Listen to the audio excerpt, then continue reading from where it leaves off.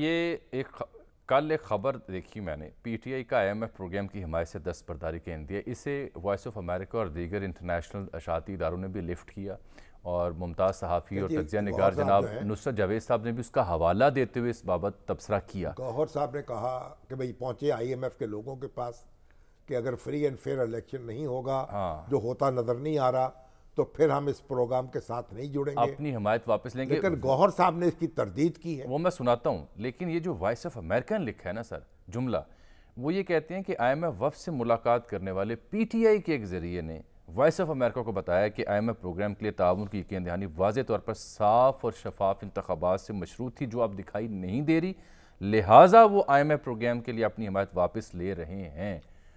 اس پر پھر نصرت جاوید صاحب نے تجزیہ کیا اور آج جواب دیا۔ بیرسٹر گوہر صاحب نے سنا دوں؟ تو گوہر صاحب تو کہتے ہیں میں نے کیا، دیکھیے میری ملاقات نہیں، دیکھیے بات انہوں نے وہی کہی ہے، کہہ رہے ہیں وہاں نہیں کہی، یہاں کہہ رہے ہیں۔ گوہر صاحب ابھی تو آپ وکیل تھے، اچھے خاصے وکیل ہیں، تو مقدمہ آپ نے کیسے لڑا ہے یہ یاد رہے، خود ہی ہار گئے۔ یہ یاد رہے کہ جو قرض کی اگلی قسط کا جائزہ ہے وہ 11 جنوری یعنی رواں مہینے 2024 کو لیا جائے گا، جس کو ایگزیکٹو بورڈ کے ایجنڈے میں شامل کیا گیا۔